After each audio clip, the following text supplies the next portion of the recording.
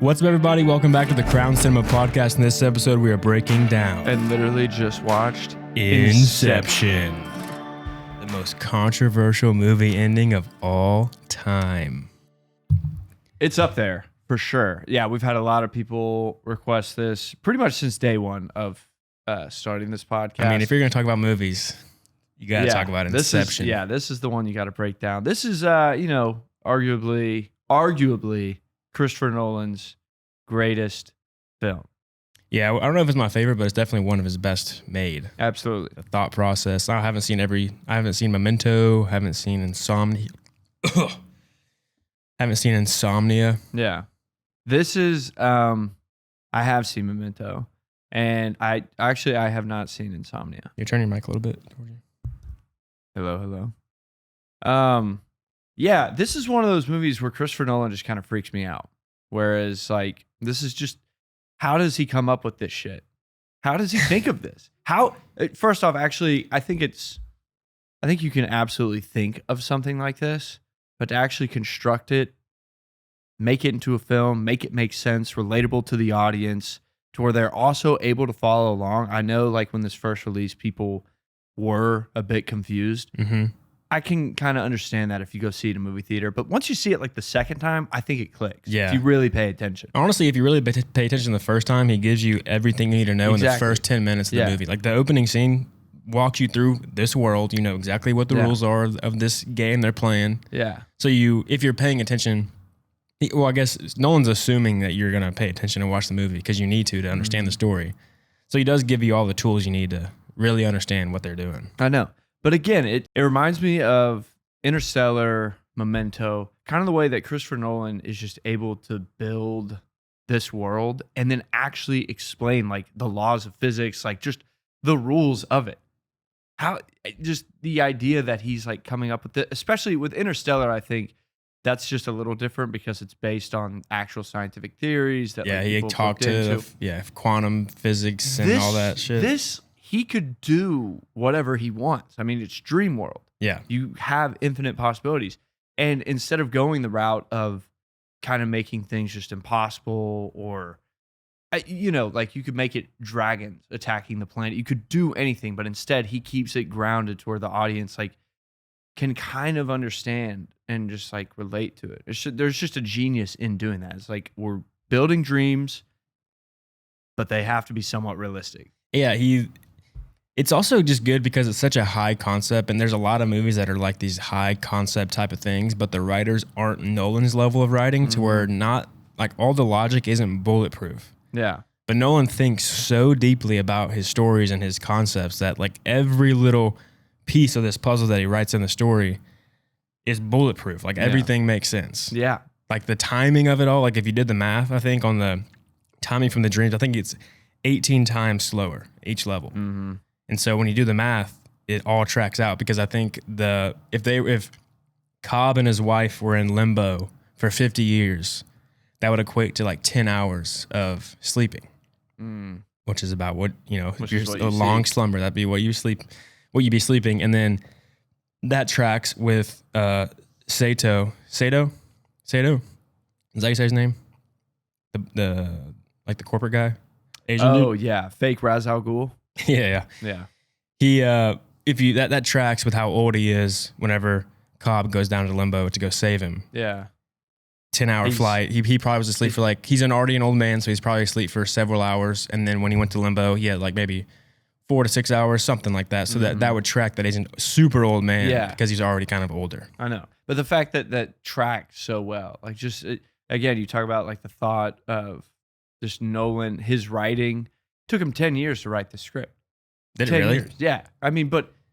You think about it, a concept like this, and you have to execute it perfectly. There's no room for error when you're doing this, especially when you're given the budget that this guy was given, clearly. Yeah. And then obviously, you just know with Nolan, he's going to do everything he can to minimize CGI. Mm-hmm. So, and we'll get to it, but like just pretty much everything was done practically. I think I heard Nolan say that when he makes movies, to honor those that want to make movies, he tries to use the biggest budgets he possibly can. Yeah. which seems backwards because maybe you might think like, don't be wasteful and try to do it as cheap as you can to show people what's possible. But Nolan has the power to draw a bunch of money, but he uses that money in the best way to where he's making the story so realistic and tangible to where, 30 years from now, it still is going to look good. Like all those old movies, like even Star Wars still looks good today. It's not as cool with the effects, but it still is believable because it's grounded. Alien, same type of thing. They used it all very practically. Yeah. So at last, it still looks realistic today. It's not like, oh my God. You watch 20-year-old CGI, it looks like shit by today's standards. Yeah. But because you use it practically, he uses all of his money and his budgets to make everything practical. So it's just a timeless movie. Yeah. So he just honors the audience. He's really honoring the audience by I'm going to get the most money I possibly can, do the craziest shit. So that way when you watch this movie, you literally feel like this world is real. Yeah. No, I mean, the balls on this guy are huge. I mean, this guy is nuts I'm just thinking about if a studio were to give you that type of money. I mean, obviously they believe in you. They understand that you just, for some reason, are freakishly good at making movies, no matter how complex you decide to make them. Which, by the way, I feel like at this point, every time he comes out with a movie, the idea just gets more complex, which is crazy to think about. Like Tenet. Yeah. Now, what the fuck is the Odyssey going to be about? Right? Because that's already a set in stone story. It's a giant story. Yeah. So how's he going to make that in a movie? How's he going to use time? I'm just so curious on how that one's going to go. But, back to Inception, though. By the way, just real quick, the budget was $160 million. And this came out in what, 2006? 2006? 2009? 2010. 2010. Okay, my bad. Wow. Gee whiz. It's a lot. Yeah, 160 million. It's a lot of money. It's just, just shout out to the studios, really, because I can't imagine all right, Christopher Nolan, we're gonna give you this money, go shoot us something good. Batman Begins looked great. I think, did The Dark Knight come out in 2008? We have looked this up before. I just can't remember. I mean that was. So he dropped Between the Dark Knights is what it was. Inception, Between the Dark Knights. Okay, The Dark Knight and The Dark Knight Rises. Insane movie to just drop in between. Yeah. But there's you're doing an entire superhero franchise of movies and you just drop in this insane mind-bending world, captivating the world movie just between your already captivating Batman movies. Yeah. You dropped the best Batman movie that's ever been created. And then you're like, now check this out. Yeah. And then I'm back for Batman. Yeah. Well, I just think about when they gave him the money, they were like, The Dark Knight looked great. Can't wait to see what you do next. Between this and The Dark Knight Rises. And then he hands them back the script for Inception. They're like, wow, have no idea what I'm reading here, but I trust you. Yeah. This is all going to be CGI, right? Christopher Nolan said, what? Fuck Absolutely you. Not. So generally in movies with this high of a concept type of action type heist movie with the ideas and just the concept of the movie, an average movie would have around 2,000 VFX shots. It's somewhere 1,500 to 2,000, maybe a little bit more than that. Marvel has, ungodly amounts of CGI scenes, right? But this movie has 500 VFX shots. Because I'm trying to think what the VFX would be. I guess the buildings maybe crumbling. Kind of when they get to Cobb's dystopian world that he built with his wife. So I think there's that. That's all CGI. But I know the avalanche is real. Yep. We all know that the hallway scene with, I don't know the character's name, but Joseph Levi Gordon. Yeah, Levitt Gordon. Sorry. Joseph Gordon-Levitt.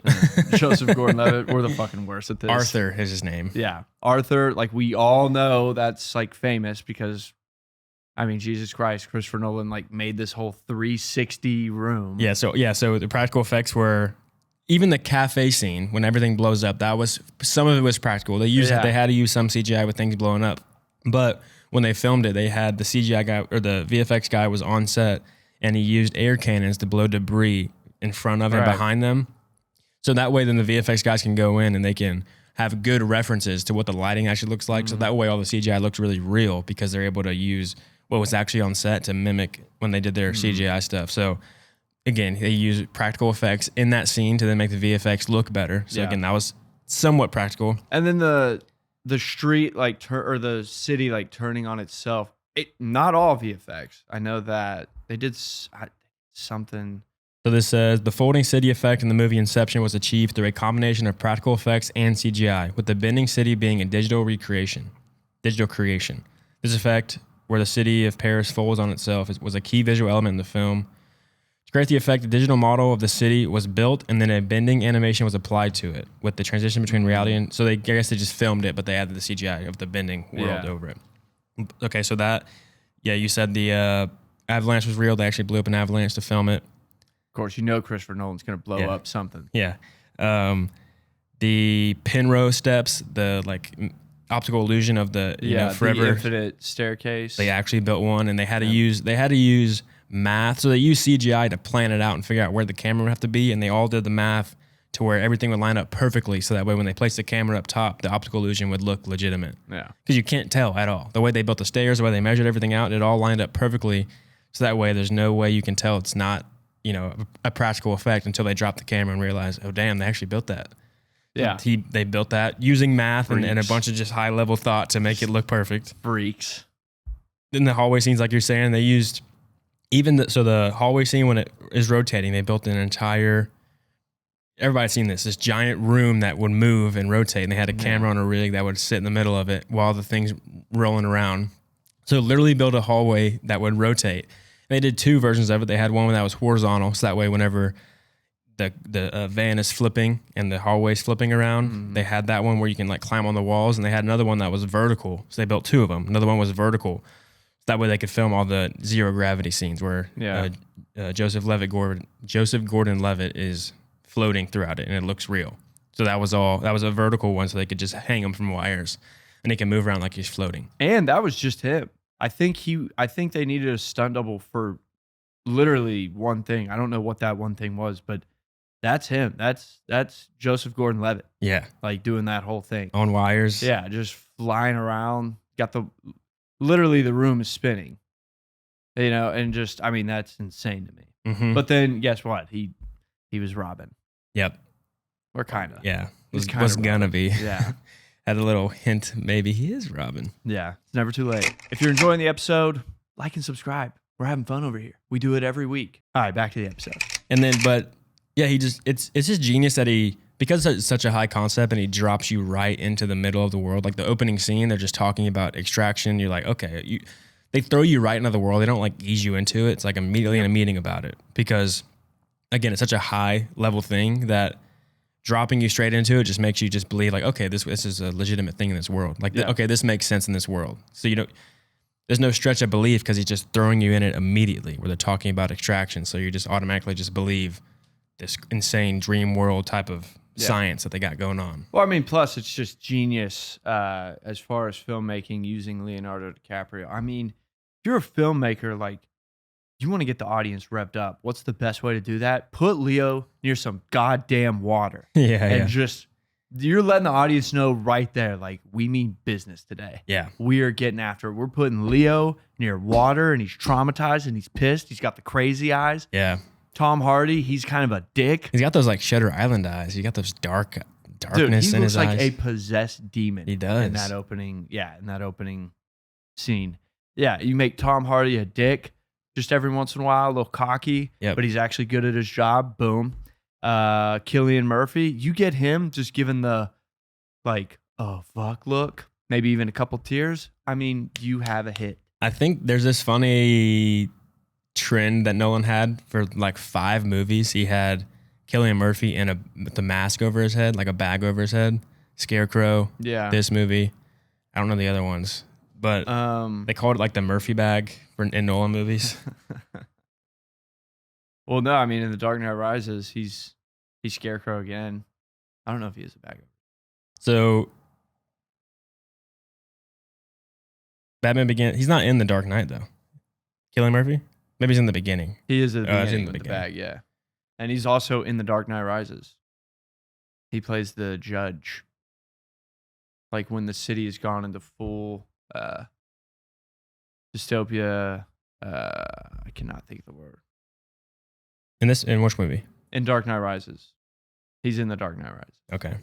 He plays the judge and sentences people whenever the people have taken over and there's no more law. I Okay. cannot think of the word right now. I haven't seen the movie in so long, I can't remember from the top of my head the scenes.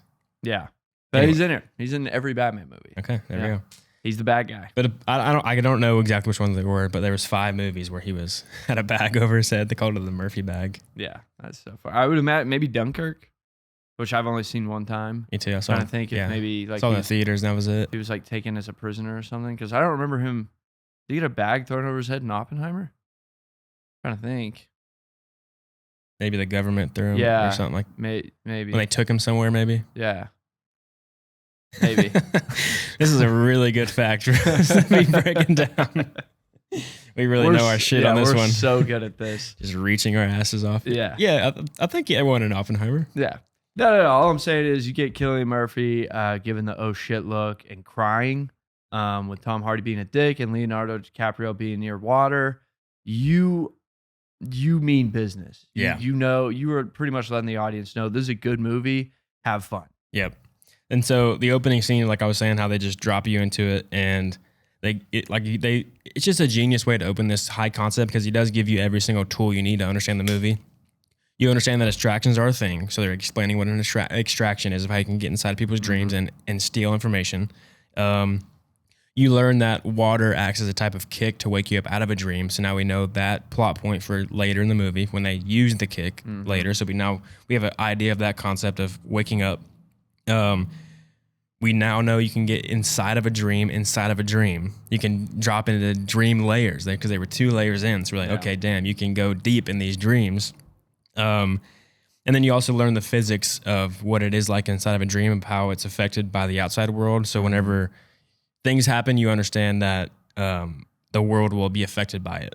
So again, just literally the first opening, you now have a complete grasp on how this world works. So now you can, if you're paying attention and can understand it, for the rest of the movie is not confusing to you because he gave you all the tools you needed to know. And they explain totems as well. Yep. The next scene is you get to understand what a totem is. Yeah. So now you have that concept for the rest of the movie. Yeah. Because, especially I feel like, I've seen this movie so many times now that I don't even remember what my initial reaction was the first time. I feel like I've always kind of understood and was able to follow along with it. But like, even with that being said, your first time watching this film, not really knowing what to expect, I could totally see why the totem is so important because I could definitely see you like getting lost. You're like an hour and a half in, you're like, oh shit, like I cannot really remember if this is a dream. Or whenever they're in the real world, it's like, wait, I can't remember if they're still in a dream or the real world. Like, is he meeting Tom Hardy's character in a dream or the real world? I saw that in Japan, the TV broadcasters, whenever they would play it on TV, they would add in the top corner what dream level they were on, so it helped viewers not be confused. That's cheating. Yeah, so throughout the movie, like it says like 3rd dream layer, 2nd dream layer, so you can follow along. Now, I think that would make sense to do that if you're doing it on a TV channel where there's commercial breaks, because you're not locked into the movie. So it's really hard to follow when you come back. Like, wait, where are we in this story? So I guess that would make sense after a commercial break to just remember where we're at. Because if you're not watching it in one go, it's going to be probably really hard to follow when you're taking like 5 breaks in the movie to like not be locked into what dream layer they're in. Still, the idea of like, you got to get that approved. But I would assume like the studio or Christopher Nolan be like, hey, dude, we're showing this on television, commercial breaks. And, we overall like want the audience to enjoy the film. Like, would it be okay for us to put the level of dream like in the top right corner, which by the way, nobody has ever heard of that or done that ever before in filming history. And, hey, shout out to Christopher Nolan for approving that, or whoever for approving that. Cause it's smart. It's just funny that like they had to do that. And doing it in Japan where everybody's probably 10 times smarter than Americans where they didn't do it. Yeah, that too. So yeah, it's shocking that Japan did it. Yeah. You think all those guys are just locked in. They know exactly what's going on in the dream world. But yeah. Tommy, I'll keep going. Just with Christopher Nolan, like I did look up, because that's the thing, you kind of understand at this point, like everything that he does is intentional, from the characters' names to the numbers that you see on the screen. And so one of the numbers that you here that they're trying to get out of Fisher is Let me guess. 528145. 491. I'm pretty sure. It's 528491. So that's the numbers of the rooms in the hotel. But then like I also saw, and I cannot remember for the life of me where I saw this because I want to give credit to whoever it was. But the like on the color scale or color grid, whatever it's called, like if you type in 52 Oh yeah, the 528 hex code 491, yeah, like it's like the color that was used in like most of the posters that they were like promoting this film with. It's like a kind of a sky blue. Yep. Yeah. It's mostly desaturated dark cyan. Yeah. So just little Easter eggs like that. Just I respect the shit out of Christopher He Nolan. just thinks yeah. so deeply about these, and all the details matter in a Nolan movie. It's Yeah, just when you watch one of his movies, you just trust him that he's going to take care of you, and it's going to be bulletproof. And well, I think this film totally solidified, because obviously, you know, with Batman Begins and just The Dark Knight, like those are good movies and they're fun.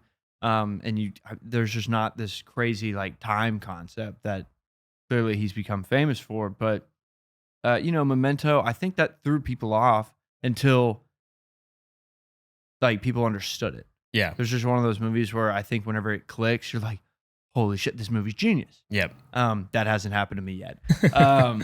Episode incoming. Yeah, and I still haven't seen Insomnia, so I don't know how all that works. But then you see The Prestige, where kind of tricky, kind of hard to follow. But again, the details are there because right. you could, if you were super perceptive, you can pick up on the twist from literally the first scene. Yeah, but I think this film, like, it just gave Christopher Nolan the infinite green light.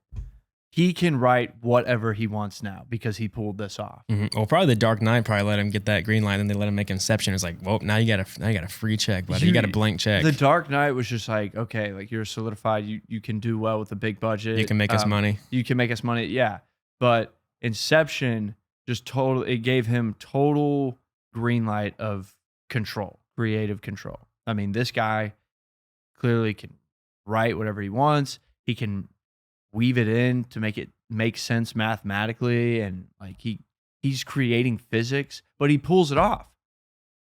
He pulls it off because I mean, how well did this movie do when it came out? I mean, it's got a crazy cast. Inception box office made $839 million. I mean, god damn. That was worldwide.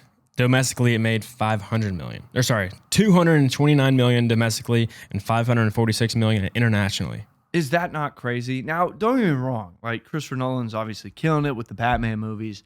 I don't even remember like how The Prestige did. I don't remember. I don't remember how crazy good it did. But this is a movie where I feel like, yes, you got Leo, you got Tom Hardy, you know, just a good cast. I'll give it credit that. But like, people can walk out of that movie and start telling their friends, like, dude, I wouldn't go see it. Like, it's pretty hard to watch in theaters. There's just a lot going on. Mm-hmm.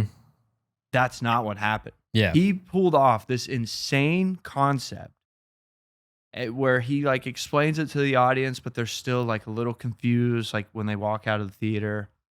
And, like, people still said, no, you gotta go check this shit out. Yeah. It's so good. He's really good at having these high concepts, but then grounding them in these emotional stories that you can follow and you feel and you're relating to the characters. And so it's easier to take you through the wild world. And it also all ties into like the theme of what's going on. So you're able just to fit in the story and follow it pretty easily because of the emotional story he adds into it. And he makes it pretty apparent because it's such a big concept, but the story is kind of small in the grand scheme of things with Cobb's relationship with Maul, trying to you know grow past his trauma with her and everything. So that's like literally from the beginning we understand his trauma, and we're like getting reminded of it throughout the entire thing, and it becomes a giant problem as the movie goes on. So it's easy to follow that story, and then the concept is just a creative way to get us through the story, and it's fun.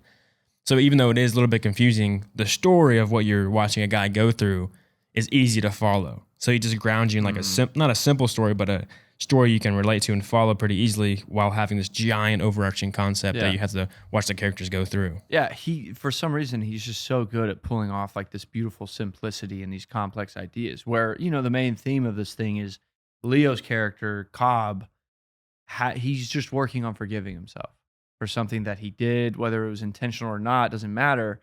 He has to forgive himself so he can get back to his kids. Right. What a simple concept of like, you might have messed up as a man, but overall you have to get over it because you got kids to take care of. Mm-hmm. And that's just such a easy theme for like audiences to just get. And credit to getting an actor like Leonardo DiCaprio to play that character. He is good at that. He's good at like bringing people in to like understanding the characters that he's played throughout his career, even though we really don't relate to them at all. Sure. Somehow he's able to like just kind of bring you down to his level.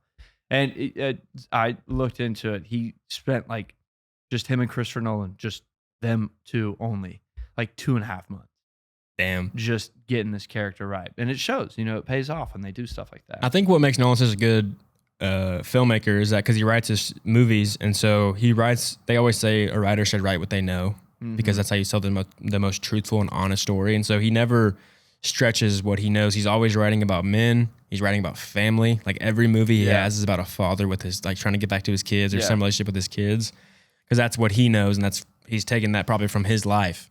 So all the stories are kind of grounded in the same similar concept of the characters, where it's a father trying to get back to his son. That's a lot of his movies. Yeah. And so he just knows it so well, so he's not stretching it. And then people always criticize Nolan for he never has any strong women characters, like the wives are always evil or they do something bad, or but that's just because he's a man. He doesn't know the woman experience, so he's not gonna try to write some emotional woman story because he can't relate to it, and he would be faking the writing. It's not an honest thing to him. So he just knows what he knows what he's good at, and sticks to it because obviously they've turned out amazing. Right. And he did it in this film. That's where it's a lot more complicated nowadays, but he did put Elliot Page in this film, and she plays the strong, she plays the audience. Mm-hmm. She's like asking all the questions that we might have, but she's also like very curious about like the world that they're showing her and everything. And she plays like a very strong female character. Mm-hmm. He'll give it to her. Like she's literally calling Leo out on his bullshit. Yeah. He's like, dude, Cobb, if you don't get this together, like we die. Mm-hmm. And that's really unfair that you brought us down here and we all thought that we wouldn't die. Yeah. It's also, it's genius that he's able, it's simple, it seems, looking at it in hindsight, but I guess it's simple now because it works. But like, if you think about it, because the dialogue is pretty simple. Like there's not too much subtext in the dialogue. They're pretty straight to the point. A lot of people criticize the dialogue by saying it's just too simple, but he knows that I'm trying to get you guys to understand a huge concept. So I'm going to make the dialogue really simple so you can follow what's happening. You can track all the dream madness that is going on. And they're, they add characters that it makes sense for them to be asking questions. Elliot Page's character, the character is smart because she's better than Cobb at building dreams. So we know that she's smart, and she's also very curious about it. So it makes sense for her to be asking all the questions, which helps out the audience. Yeah. So he writes the characters in a way where it makes sense that the exposition is just kind of in your face. Yeah. But he knew that you needed to do that in order to make the audience understand what was going on. If you have a bunch of subtext, it's not very clear. You're going to be like, what the fuck is going on? Like, what? That's where, with Christopher Nolan, I would say his dialogue through most movies isn't, I wouldn't say simple, it is, but it's more, I'd say, intentional. Like, that's like the better word. Like, everything that these characters say, there's a purpose for it. It reveals something, walks you through something. Every single word. So, it's just incredible. Like, how he pulls this off. And then, there's so many layers to it. Like, I just found out the kick song that plays throughout the film that like kind of lets you know that they're about to wake up. Not even gonna try to pronounce this song. Yeah, you can't. It's actually try. Okay, let me see. Non je ne regrette rien. You even added an accent on there. Yeah, I do that. I can't. What am I gonna do? Say non je ne regrette rien? Like I can't say that. But Here's the thing. That song is 2 minutes and 28 seconds long. Mm-hmm. This film is 2 hours and 28 minutes long. Oh. And guess what? Hans Zimmer and Christopher Nolan, when asked, like, was that intentional? They said, abso-fucking-lutely. Yeah, you know like, it was. you know it was intentional. And that's just, like, insane. Just that whole thing. And then it's pretty cool. I texted you the YouTube video, but, like, this song, Slow Down, is that beginning, like, that big boom. Yeah, yeah. That's what it is. It's just that song, Slow Down. Oh, okay. Yeah. 'Cause you're in limbo when it opens. All right. Yeah. I didn't even put that together. I didn't even put that together. That's exactly what that is. Yeah, your time's super slow right now. Boom. See, that's the connection. I just thought he thought it was like, all right, slow it down. That'd be cool. But no, it's like to show you the level of the dream that they're starting you out on. Yeah. Damn, Kate Harvey. Damn Christopher Nolan and Hans Zimmer. Yeah, I mean, like, what are we talking about? And then, the other, like, here's just a coincidence, but the woman that plays Maul, she had won an Oscar for playing that opera singer of that song, like, before this film came. That's cool. Yeah. Just, just weird shit like that happens when you're making Nolan magic. Nolan, man. Yeah. All right, the big question of the movie. Is Cobb awake or is he still dreaming at the end of the movie? Listen, it's irrelevant if he's awake, which, by the way, he abso-fucking-lutely is. It's irrelevant because the whole theme of this film, not the whole theme, but one of the big themes is, like, people that are dreaming with this type of technology in this world that Nolan has built get to choose their realities. And who are you to tell them otherwise? So if Leo is just comfortable, if Cobb is just comfortable where he is, and that's what it is. But no, he's awake. He's in real life, 100%. Also, you think that spinny thing? Yeah. What the spinning top? Tabletop? Spinning top. Spinning top? That thing's about to fall. Yep. It's about to fall. 100%. You see it wobble a little bit, cuts it. It's going to fall. Yeah, it's going to fall. We also think it doesn't matter if he's dreaming or not because he's eventually going to wake up. So if he's living in the dream right now for 20 plus years, he's not missing out on anything in the real world. Right. He's just going to wake up and he's like, can restart all the time he just spent in a dream. So in reality, it doesn't necessarily matter. It matters maybe if you're worried about what's my reality or if I'm living in a real world, but if you just let go and just enjoy the reality that you're actually in right now, it doesn't matter. You can be with your kids now, and then you can, if he's in a dream at the end, he can be with his kids in the dream and then wake up and then go back to his kids too. Yeah. Right? Which is where I think that the concept of that can be horrifying. Because how many times is he gonna wake up? Like, how many dreams has he put himself in? If he's just unlocked all this power. And then the another argument for him actually dreaming is that with him actually being in a dream at the end of the movie is because you can maybe assume that in order for all the characters to get out of limbo or get out of the deep dream that they were in the snowy area of the movie, they all had to ride a kick up to the layer. It was like they had to go up like 4 dreams or 3 dreams, whatever it was, to get back to their air quote reality. Mm-hmm. If what I'm saying is true, then that would still be a dream. It would still be Cobb's dream and like the reality of the movie, air quote. But when you watch Cobb and Maul wake up from limbo, they wake up straight. They go up 1 dream level. You only see them like wake up once. Yeah. And so did they wake up in like the third? Did they're in the 4th dream level? Did they wake up in the 3rd dream level? And then they're still writing out the dreams? Like, it's pretty crazy because Mercedes watched it with us and she's never seen it. And so she was having a theory of like, oh, he still is dreaming. Because there's so many hints that could point to him still dreaming. Mm-hmm. There's also a good amount of points pointing to him not dreaming. So Nolan like wrote it to where it's really truly is an ambiguous movie where there's really not a clear sign. Yeah.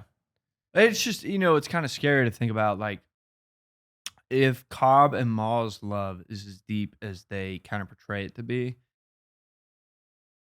you could see a couple like that where it's like, dude, let's just go down, like, as many dreams as we can and then just live out all these different lives to where it's just infinite, like, we'll never stop living. Yeah, we'll Just never me die. and you. Yeah, we'll never die.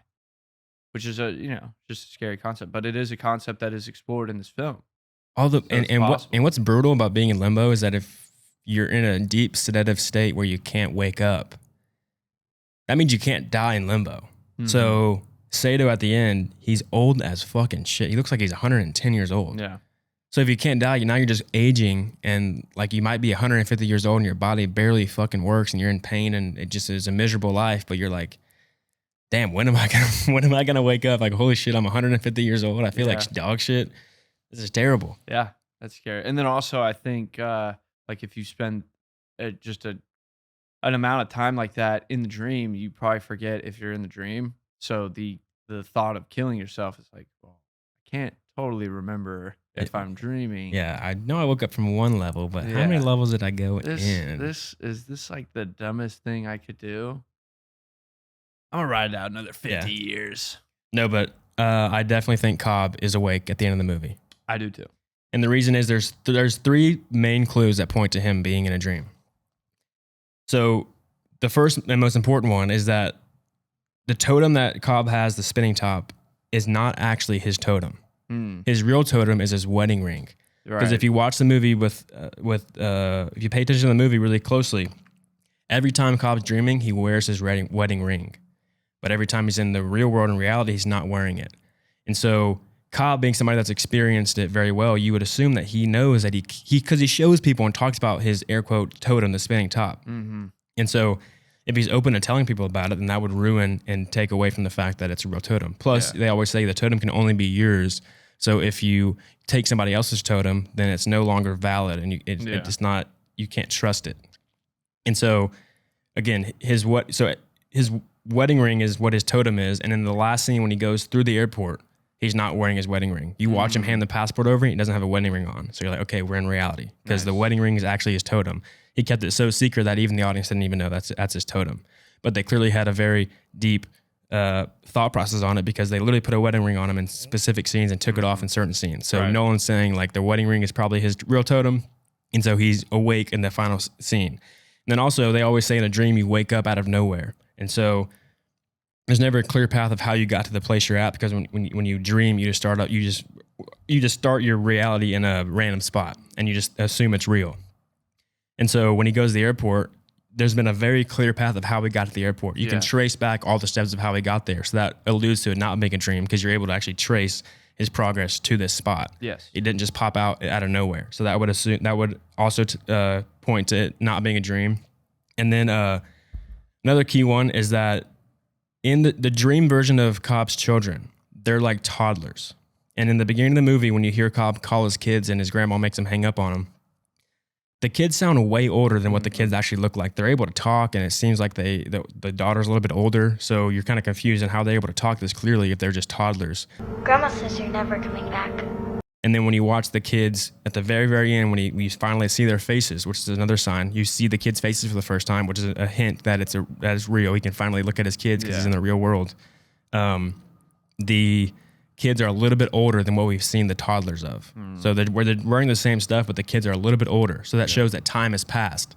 He can't remember an older version of his kids, because the kids he sees in the dream are a memory, and so you can't see a future version of your kids in your memory. And so if the kids are older, that means that time has passed and he's actually in the real world, because he's been away on the run because his wife framed him of being a murderer and killing her. Right. And so his kids being older is a fact. And then also, this one's not really a confirmation, but you could probably assume it is. Michael Caine, when he first read the script, he was confused on what's a dream and what's not a dream. And Nolan said, every scene that you're in, that's the reality. That's the real world. So he's like, okay, I got it. And so that's another hint, is that every time you see Michael Caine, they're in the real world. Yeah. He's not a projection. Yeah. He's a real person. I was always confused by the theory that he was always dreaming. Just for me, the biggest one was that he saw his kids. I always saw that. And I don't know, you can really, just the way you put it there was good about like the airport. Like you can just track, like, okay, he woke up on the airplane. We know exactly how he got to the airplane, because you can just keep going back and back and back. So yeah, he's in the real. And a small Plus, one, the totem, the spinning top, was that Maul's after all? Yeah, that was her totem. Right. So, And like, that gets revealed that like it was hers, and like he like tricks her yeah, using her totem. So like you just realize at the end, like, oh, it wasn't actually his totem at all. So what is his totem? And then watch it a couple more times, you can see that, oh, the wedding ring is not always on his hand. yeah, And you just put it together. yeah. So And what's interesting about the totem is that everybody else's totem is different in the real world. Like it's unusual in the real world, but in the dream, people, if you're in somebody else's dream, they make it ordinary, like a dice. Our Arthur, Joseph Gordon-Levitt's character, he had a die that was loaded. And so when you go into a dream, they wouldn't know which side is loaded, and they would probably just make it a normal dice because they just have only seen it with their eyes. yeah. So their brain would just make it a normal die. Same with Ariadne. Same with Ariadne's character. Nice. She has that the weight distribution on her chess piece, her bishop, is off. But Cobb's totem, it's different in the dream and ordinary in real life. So it's a conflicting thing to where you can't necessarily trust that totem because anybody else, if they dream of a spinning top, they would assume that it would topple over. Mm-hmm. That's an ordinary thing it would do. So you're wanting it to be different in the dream. Yeah. When somebody wouldn't, they would make it probably ordinary in the dream. So you could argue that that totem's not a legitimate totem because it's different in the dream, which is takes away the whole purpose of a totem. Yeah. So yeah, he's awake. And also Christopher Nolan makes happy endings. Was The Prestige a happy ending? No. And we haven't seen Insomnia, and I really can't even remember how Memento ends. So I'm not so sure. Maybe not all the time, but he generally. What happens in Dunkirk? Was that a happy ending? Damn, again, I haven't seen that movie in so long, and I watched it once in the theater. I mean, we're going off of Interstellar and That's somewhat happy. Oppenheimer. US won. Happy ending. Tenet, that's a happy ending. Yep. If you consider it an ending. Yeah. Which, by the way, we see y'all's request for us to do Tenet. We're getting there. We're warming up. We might have to do every single Christopher Nolan movie before we do Tenet. Yeah, we're waiting for our brains to fully develop. Yeah, I mean, just work with us, guys. It's really fucking hard. But yeah, so like like with this film, I just never understood the theory. I could understand why people think it would be fun to like question it, but overall, if you were paying attention to the film, you know he made it back. And you touched on it, but the real reality is that he doesn't care anymore about if it is his reality or not. He's just gonna live it.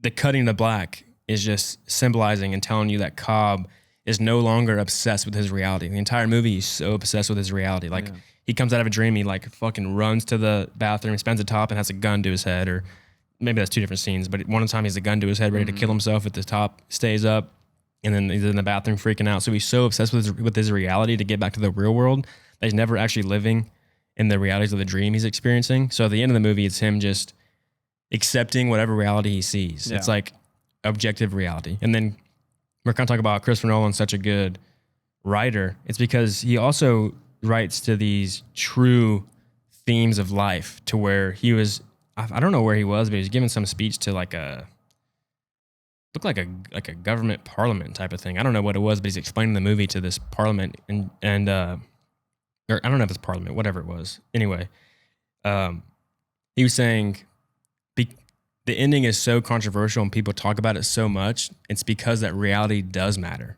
Like he wrote something that matters for so many people, and so the ending is such a thought-provoking ending because you want to know if it's real or not. Because in humans, reality does matter to us. Yeah, it's like that's the beautiful nature of the ending. Even though reality does matter, also the same side, reality is whatever you make it. Yeah. And so while reality does matter, if he finally makes it home to his kids, like mission accomplished, why the fuck would he want to leave? And the true mission, yes, he does want to get back to his kids, but the true mission of this character and like the theme is that he has to get over the fact of being obsessed with his real reality just experiencing what he is experiencing now and just taking it for what it is. Yeah. And so that's what he does at the end of the movie. Even though I do believe that he's awake, the whole point of it is that he doesn't care about that anymore. He's okay if he's in a dream, living in a dream, because he's gonna be able to be with his kids, and that's his subjective reality that he wants to live. He's living his dream life at this point, where he got to be home. He's in the United States finally, and he's with his kids. Even if that is a dream, he still is happy in the end. Yeah. And he's given up his obsession with having to prove if this is reality or not. Yeah. Like The Truman Show, Inception is one of those films that I think is a little scary for the weak-minded, specifically ones that might be schizophrenic. Yeah. You see a film like this where you're like, holy fuck, it's all a dream. I mean, I just think about like Cillian Murphy. Like as soon as he finds out he's like in a little bit of danger, he just immediately puts the gun up to his head and he's like, all right, maybe I should kill myself. Yeah. It's like if somebody like kind of struggling were to see that, they're like, I should kill myself. That's just a good element to add to the movie, because that will be a plot hole. Right. You'd be like, well, he's trained, so wouldn't he know just to kill himself to wake up? Like, why did he never suggest that? So he writes it in there, again, bulletproofing his script to where every questioner, like, why didn't he just do this? Yeah. There's never that question, because all the characters do what you would hope they would try to do. Yeah. You know, it's always annoying in a movie whenever you're watching it and you're like, what are you doing? Like a horror movie. You're like, what are you doing? Like, why would you do that? Yeah, stop going in that. Why would you not do this? Yes. So like that's super annoying from an audience because they feel like plot holes and it's just not believable. But Nolan writes true to these characters to where they do exactly what you would expect them to do. Yeah. Because that's makes it more believable. Oh, and you're true to the bought story. into them. You're not annoyed. You're bought in. I know that's the damnedest thing about Christopher Nolan is I just know that while writing this script, you know, he just had this huge chalkboard in like some type of theater or big like classroom at a university where he just mathed it out. Yeah. He just like did math on the dream world and like probably came up with a whole equation on how this works and like solidified it. They probably had like professional mathematicians, scientists, whatever. They came and were like, well, yes, like if you're building a world and this is like, these are the laws of physics or whatever. Yes, this checks out. I feel like Nolan he's almost a scientist that just so happens to be really good at making movies. I'm right there with you. I mean, you watch Interstellar, when he was planning the movie, he's literally having conversations with quantum physicist. Yeah. Yeah. And able to actually have a conversation intelligently about what it is. Maybe he doesn't understand it to the level that this guy does, but he has some grasp of it where he can still hold a conversation and ask him questions. Well, what about this? What about this? Well, how would this work? And he has that scientific brain where he, details out all these processes and different worlds and realities, and it all connects together perfectly. So the man's a scientist that just so happens to be a really good filmmaker. I gotta start listening to more classical music. I swear that's gotta have something to do with it. Yeah, you just get in touch with the beauty of the emotion of the heartstrings. Yeah. I mean, yeah, like when you watch, I was thinking about this the other day with scores and music. Hans Zimmer's so good because he can hear the notes and knows how a note feels and what emotion it brings out. So like when you watch him play in his live demonstrations of doing his scores and soundtracks and all that, you hear him just like listening to the emotion of the song because like he knows what it needs to bring and the feeling you need to have. So he is just a master at knowing what notes to press because he's like, I don't know notes, but like this A minor is going to make you feel this type of way. Like I just know this, or this slight variation of whatever note in combination with this one makes you feel like this. Doesn't that feel like sadness, or doesn't that feel like this, you know? Oh, absolutely. He's so in touch with the sound and how that brings out emotion. Yeah. It's pretty cool. Yeah. It's just cool watching masters at work. Yeah, again, like I've seen this film. I don't even know how many times I've seen this film. I'd want to say if not close to 10, maybe over 10. Like I'm definitely like close to the double digits for watching this film. Yeah. But every time I see it, like I'm always so into it. Sometimes I forget about things, and I was like, oh shit, like I forgot that Christopher Nolan connected that so well. Yeah, very rewatchable. Yeah, I forget that like it's like kind of scary, because the whole thing is like, oh, Cobb, like, is he in the reality or is he in a dream? There's also the connection of like Cobb is given the choice by Maul to abandon quote unquote reality and like stay in the limbo with her. Mm-hmm. And he could do it. He could have done it. He could have just, that's like the question of like you get to choose your reality. You know, he could have just right there been like, you know what? I guess I'll just live with my projection of a memory of a wife. Yeah. And I'll just call this home. You know, Just forgotten about his kids. now I'm thinking about it. An easier way to do this movie, in Cobb's point of view, would have been in limbo, just shoot his wife. Yeah. Just kill her. Don't put the thought in her head. You just do it. Yeah. Bah, bah, and then But wake up. I mean, he's addicted to seeing her. I know, but I'm saying he shoots her, shoots himself, and they just wake up in the real world, and then she doesn't have any problems with the idea in her head. But again, he doesn't. If you think about the character, he doesn't want to force his wife to do something. You know, Yeah. if she wants to be there, who is he the one to choose her reality? Yeah. So he probably has that respect for his wife, where he has to have her choose her reality. So that's the answer to that. But I'm just saying, it's kind of funny if you think about it. He could have just popped her and popped himself, and they would have woke up and no movie. Yeah. all would have been dandy. There've been no framing. That would have been a Michael Bay approach to this. Yeah. What? Yeah. Opening's a gun chase. Yeah. Yeah. But no. It's also that's just, the other thing, just the whole complexity of just the idea of Inception and Extraction. That's already like a movie. But then to throw in like, yeah, but your wife keeps fucking things up. yeah. You know? It's funny, like, you know, when you say it like that, but it is like what's happening. Yeah. But he like interweaves it so well to where it's like, damn, like somehow I'm able to understand this crazy complex idea, this film that's unfolding, but I'm also able to keep up with this other crazy complex situationship going on, Mhm. and it all makes sense. How do you pull that off? Yeah. How do you pull that off? Master at work. Master. With the meticulous nature of Nolan thinking out all these high level concepts, it's pretty hilarious that the way he was able to show you if somebody was awake or not was just a slap. Like after all the planning and That was so genius good. construction, Yeah. he's like, no, let's just slap them. That's how Yeah. we know if they're sleeping or Yeah. not. That was what he came up with. I saw a funny letterbox comment to this movie, and it said, Christopher Nolan spent years writing this movie's complex plot and really named the main character Dom Cobb. Which Dom though, I like Dom, like Dominion. Like I feel like Dom does connect something to do with like home. Like Dom, I don't know what Cobb would have. to do There with is actually a anything. tie into that. I don't remember exactly what it was. I'm thinking of like high school BS classes, like Dominion, like he's getting home. Okay, so this says, in the movie Inception, the name Cobb for the main character, Dom Cobb, is a nod to the protagonist in Christopher Nolan's earlier film, Following. It also has a symbolic meaning related to dreams and architecture. The name Cobb sounds like, what? Sounds like Quab, which means dream in several South Asian languages. Okay, maybe.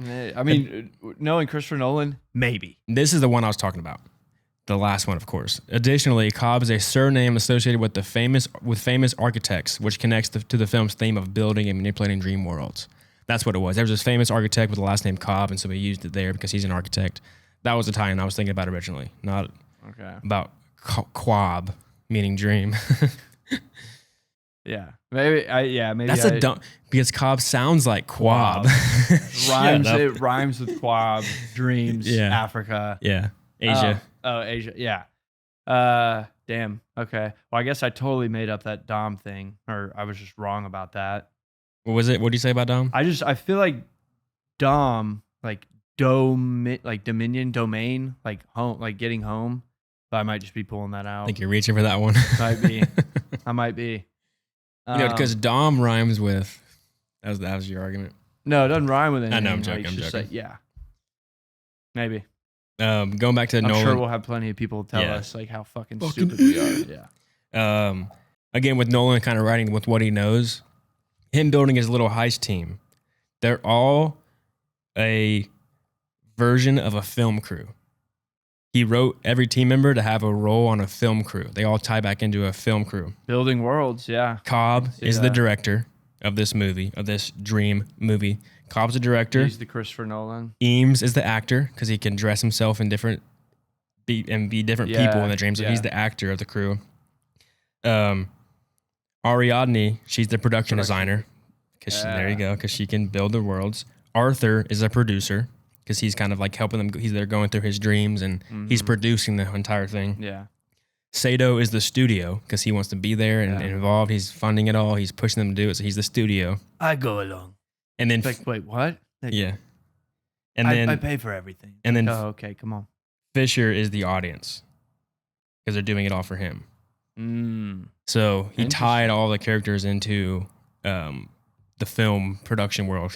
And somebody's asking him about it. He's like, yeah, well, I had to write a team, so I wrote the only team that I know, film teams. Yeah. So he mapped it out. So again, he writes what he knows and makes it so good because he can write these characters where the team is believable because he knows everybody has a certain role, and it's, he just writes what he knows, and it always works out in his favor because it's set. That wasn't the word I was looking for. Yeah, I mean, it's just creating worlds, and that's literally all Christopher Nolan has dedicated his life to doing. So that's all he understands, all he knows is film crews and just how that works. So if you're doing a movie about building worlds with limitless imagination, he's going to go back to his roots, which is, all right, well, how do I make a movie, which is building a world with limitless imagination. So, yeah, it's perfect. Trying to think. Are we ready to rate this bad boy? Yeah, let's rate it. All right, what you got for your rating on Inception? For Inception, I give it a 10 out of 10. Boom. I mean, what is there to say? Just the work that's put into this movie, the concept of it being just as crazy as it is, but also you're able to follow along with it. Also, you mix in a little James Bond action, and you just make it look at just the balls it takes to make a movie like this, and then knowing that you're gonna pull it off is fucking awesome to me. And then you get the star-studded cast, which means you're gonna get some of the best acting. You get the best acting. Writing, 10 out of 10. What are we talking about? Editing, 10 out of 10. What are we talking about? Cinematography, 10 out of 10. What are we talking about? Enjoyability, 10 out of 10. What are we talking about? Yeah, you're going on 10 watches, 10 out of 10, 10 watches. I have a 9.7 out of 10. Acting, 10, phenomenal. Writing, 10, bulletproof. Editing, 10. I mean, that last scene where you're going through 3 different dream worlds all simultaneously and being able to follow it and letting the emotion and story play throughout it and it connects so well. It's just insane editing. Like that, you're literally having 3 stories going on at one time, editing them all seamlessly together where you can follow it pretty easily. Yeah. Just brilliant. Cinematography, 9 out of 10. Enjoyability, 9.5 out of 10. I'm only not giving it a 10 because it's not one of my favorite movies of all time. I don't know if it's my favorite Christopher Nolan movie. I don't know what would be. I would have to search deep in my soul to actually find an answer for that. The Prestige is pretty fucking good. Yeah. Dark Knight's pretty fucking good. Yeah. I don't know, but we have a Nolan ranking episode. So it gives me 9.7 out of 10. Yeah. Phenomenal movie. Yeah. And I want to, because I'm just now kind of putting this together, but like just every character like wins. Like they conquered kind of their goal of the film. So Cobb, he forgives himself. You know, that's the big one. Tom Hardy's character. Eames. Yeah, Eames. He's playing like this kind of actor, whatever, but then like by the end of the film, he like actually like makes a connection with Fisher and like understands like, oh damn. Like good for you for like kind of forgiving yourself. He successfully orchestrated the thing and tricked him to he was the one that tricked the guy to make Fisher believe and change his mind. Yeah. Arthur. He keeps getting ragged on by Eames for having no imagination, but because of his imagination and the big thought of like getting them to kick out, they survive. So he proves that he has imagination. Elliot Page's character's name, I told you I wouldn't remember it. Ariadne. She comes into the film, she didn't know anything about this, and then yet she's the one that like comes up with the idea of like going deeper into Cobb's subconscious and like kicking Fisher through there, just all that. So she proves that like she is the best at this after all. Mm-hmm. What else? Oh yeah, Fisher like convinces himself that his dad does like him. Yeah. Like good for him. Yeah. You know? Maul dies finally. She needed to go. So yeah, you know, mission accomplished. Saito. Yeah, Saito. You know, he wins. Yeah, they broke up the They broke company. up the empire. Yeah, he saves Cobb. the world. Yeah, he saves everything. So like it all just, you know, they all accomplished what they were supposed to. Yep. Did you know that Christopher Nolan's colorblind? Get the fuck out of here. He's red, green, colorblind. Which when he watches movies, that's why all of his movies are blue and yellow. Yeah. Because they can't see red or green. Isn't that wild? One of the greatest directors of all time is colorblind. Think about if he wasn't. I think he said he found out maybe he's working on like film sets as like a PA or something, and he couldn't tell the difference between a charged battery and a not charged battery because it's red and green. Whoa. So he always would mess it up. And so that's when he learned he was colorblind. That's crazy. But that's like Inception is very blue and yellow. That's the only colors you can see. What does Christmas look like Christopher Nolan? What does that look like to him? It's all the same color. Red and green are the same color. Just like, what's the hype around this? That's crazy. No, I had no idea. Yeah, so we can only see blue and yellow, which, like, you think about the most iconic Dark Knight shot is whenever it's Batman and the debris, and it's that very bluish background behind him, and there's like yellow flames beside it. Again, that's the only colors that Nolan can see. Yeah. So he just uses those colors, and Inception is very blue and yellow. He never really has any reds, no greens, really. It's incredible. Dunkirk's super blue. Yeah, I mean, when I think of Christopher Nolan, I think of blue movies. Yeah. That's like, that's it. That's I'm why thinking of The Dark Knight right now. Thinking about like when he's standing on the car after he saves Harvey Dent, and it's just total blue. Mm-hmm. Yeah. Yeah. Blue. Yeah, I did not know that, but I learned that this week, and I was like, damn, that's crazy. That's crazy. They can't even appreciate a good Denis Villeneuve movie. Yeah. You won't know what's going on with the colors. All the writers, what? Like, what's the hype around this? Yeah. Another fun fact I learned is that Brad Pitt was actually handed the script to play Cobb. But Christopher Nolan was like, you got 48 hours, pal. Brad Pitt said, no. How dare you rush me? I'm Brad fucking Pitt. I can't understand this in 48 hours. I need like 7 reads. Yeah. But you know what? They got Leo, so that works out perfectly. Yeah. I wonder, I mean, the script version of the movie has to be so confusing to read. Unless he's able to map out the dreams for you in the action lines to understand it. But again, like having to read it and imagine being in the different dream level, it's easier in the movie because you can show the different settings because like each dream looks different. So you're able to track where you're at. But yeah, if I was handed the script, I would just say, if I'm ever handed a Christopher Nolan script, I would say, okay, I'll read it, but Christopher Nolan has to be close by. Yeah. Because I'm going to have questions. Yeah. And obviously, he's going to have the answers. Yep. So, like, those are my non-negotiables. If Christopher Nolan isn't with me when I'm reading the script, I walk. Yeah, you need it. I'm saying no to the Christopher Nolan film. That's what Tarantino does. He like gives you the script and like sits down and like watches you read it. Yeah. So you make sure that you're laughing at the right spots. You're like, you like that part, right? Oh, that's a horrifying experience. Truly. If I was given the Quentin Tarantino script, I would request the opposite. I would say, okay, I'll read it, but Quentin Tarantino has to be far away from me. Yeah. But yeah. Actually, that's kind of funny that he's red, green, colorblind, Nolan, but I think he prints all of his scripts out in red coloring. Like the pages are red. I think I saw who plays Murphy and Jessica Chastain. She was reading she was showing her notes on like the Inception script, and she said he always gives them out in red so you can't copy them. Because I think you wouldn't be able to read it if you copied it in black and white because it'd be dark and dark. So he can't see red, but he can understand the math of red. Yeah, I guess. Yeah, I think with colorblindness, you just red and green look the same. You can't differentiate between the two colors. Oh. So if I gave you a red balloon and a green balloon, you'd be like, that's the same color. Like I can't see the difference. Freaky. I know. Very freaky. Yeah, I can't even imagine. Colorblind. What's really freaky is that there's so we have 3 cones in our eyes. We can see red, blue, and yellow as like the main primary colors. But there's some shrimp in the ocean that has 27 cones. So they can see an insane more amount of colors. So you're like, what colors are we missing? You also can't I even know we're missing a lot. you can't even imagine a different color either.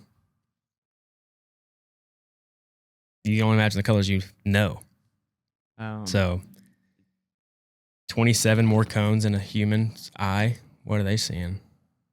I'm sure we'll figure that out one day. Yeah. We're going to be able to get some type of thing to where we can.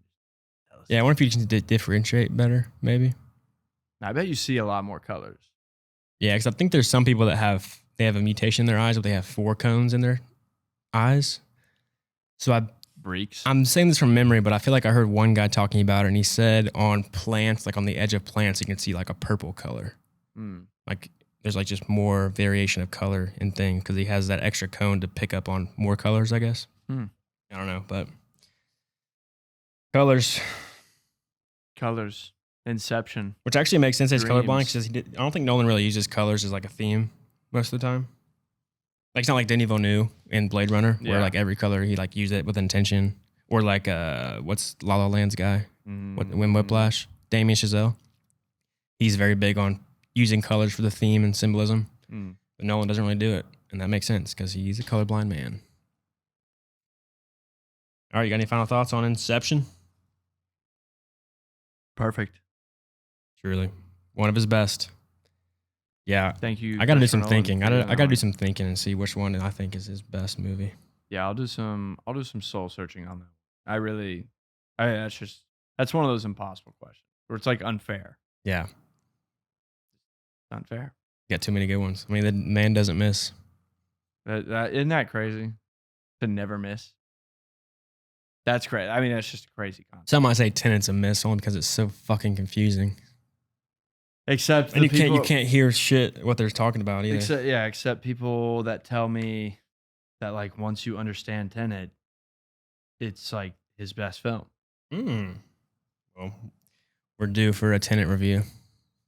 Maybe in the next couple months. Scared. We'll dial in, watch it 10 times in a row, figure it out, let you guys know what's going on. Yeah, because that's all I can do is just watch it a bunch. Because like I've tried having people like explain, people that claim that they understand it. They're like, "Oh yeah, it clicked." I'm like, all right, sure, but explain it to me. How does it click? And then they explain it to me. I'm like, it's not working for me. So if it's not working for me, there's no way it's working for you. You don't understand this movie, and you're all liars. All right, thank you guys for listening. Comment below your thoughts on Inception. Give us your rating on it. Let us know what we missed. We always love to see you guys debate in the comments and let us know your thoughts on these great movies. Yeah, let us know what we missed. We know that this is a controversial movie. Let us know what you think about if he's in reality or if he stayed in the dream. We both agree that he's still in reality. So if you disagree with us, just know that we know that you're wrong, but you should come at us with everything you got. We're right here. Fight us on it. Fight us on it. We love it. If you think he's asleep, you better come straight with an argument because we're going to be back in the comments arguing right back with you. So you better make it bulletproof like a Nolan script. Yeah. Always. Yeah. We love it when y'all tell us what y'all think we got wrong. It's one of our favorites because we think you're dead wrong. So don't forget to like and subscribe. Comment below your thoughts on the movie. Like I said, if you're on Spotify, Apple Podcasts, leave us a review there. If you're listening there, and to play us out, our good buddy Lane Hunt, our outro song normally, he just released a new song, so we'll play it for you, stream it, and here it is. Well, she revs me up and she cools me down. She keeps me an honest man. You know there ain't no doubt that she keeps me standing on my own 2 feet. Well, she gets me high and helps me see that I'm not ever falling that hard, because she's there to catch me now. No matter how far, well, she revs me up.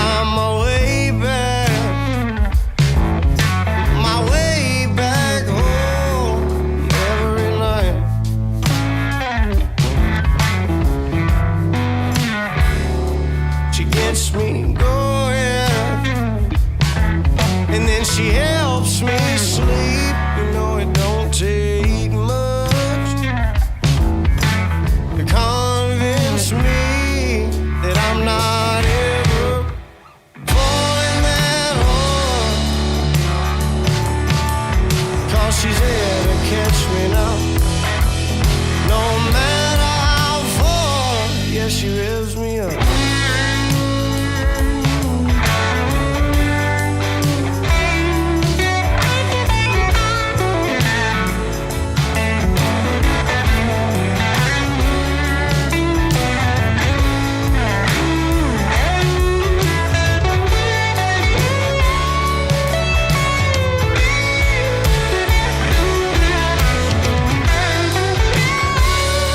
Said I'm not ever falling that hard.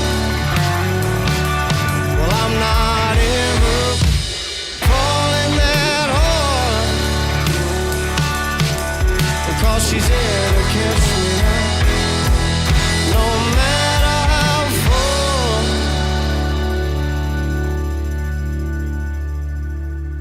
Well, she revs me up.